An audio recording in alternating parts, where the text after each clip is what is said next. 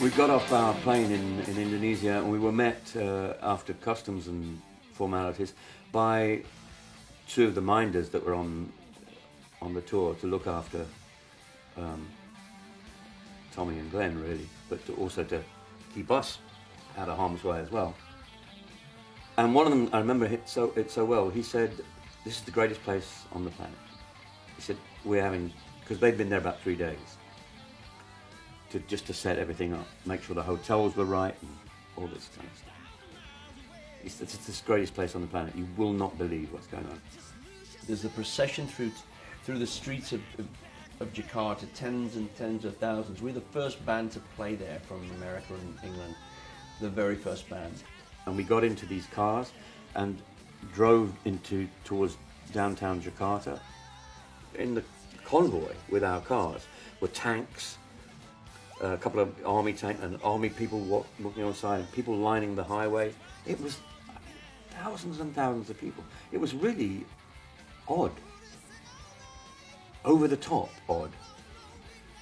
And as it turns out, portentously odd. It was all happiness, smiles, and we thought, this is astounding. We got there to the news that we'd been expected to play to about 25,000 people in this great big football stadium. They said, "Don't worry, it'll look good," but they'd actually sold 120,000 tickets. They'd also sold another night. 2 shows at a 15,000 seat venue, which was a 50 seat venue, there was 125,000 people per night packed into a 50,000 seat stadium. Let's just say it was the size of,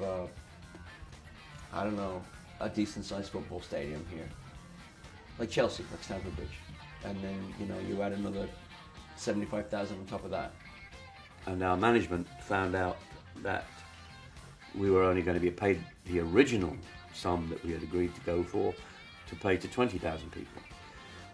So there was a bit of a fight going on there and about that, which ultimately led, I have to say, it was that led to the death of one of those minders who was basically pushed down a lift shaft. And after the first concert.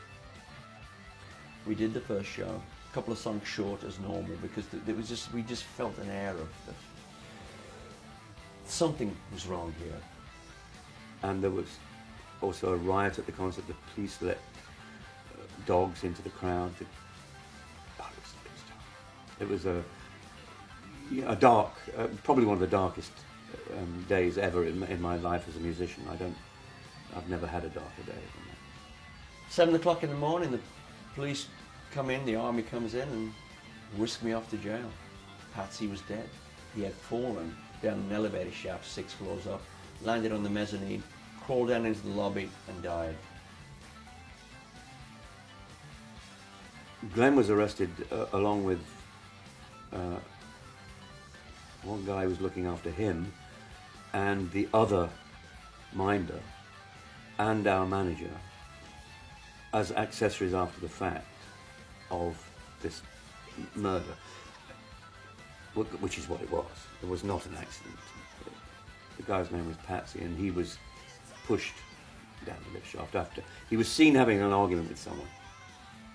They led me out the next day to do the second show with an armed guard on me on stage, pointing and as soon as I came off the stage, put me back in the jet, threw me back in the clink, and where we stayed another day. And at this point, I'm thinking, my life is now over. I remember playing the second night under huge duress. You will go on, was what we were told, when we didn't want to go on. And I think we played 40 minutes with heads down and tears in our eyes, really. And on that second show, song 405, by the time we probably got to I Need Love, they let the dogs loose. And I saw people being maimed, bitten, screaming, kids, grown-ups being bitten by Dobermans, trained Dobermans. It had gone insane. Pretty much the nastiest night of my life as a musician. Then at the airport the next morning, they'd let the tyres down on our plane, and so we couldn't take off without getting them changed and pumped up. Then they said we couldn't have the equipment to do that without paying more, so we had to pay thousands and thousands of dollars to get the equipment from the airport and they wouldn't let any of the airport workers do it. So the co-pilot and the flight engineer and with four of our roadies under their tutelage changed the tyres on the plane to enable us to take off. You can tell the story now almost as a kind of cautionary tale, almost as an after-dinner anecdote.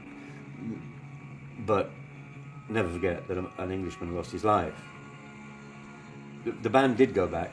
We were offered a chance to go back just before I left the band in the late 90s. And I went to the rest of the band and I said, I don't know what you feel about this, but I cannot go back. And a couple of them said, well, we're prepared to go if you will. And I said, no, I won't. The second I left the band, they took up the offer and went back. I don't blame them for it. I mean, it was a great offer to play to nice people. It's not the people they were playing for that we were playing for that were the problem. It was the, Madame Sukarno's thugs and the promoters' thugs. Thank you! Woo! Thank you, Jakarta!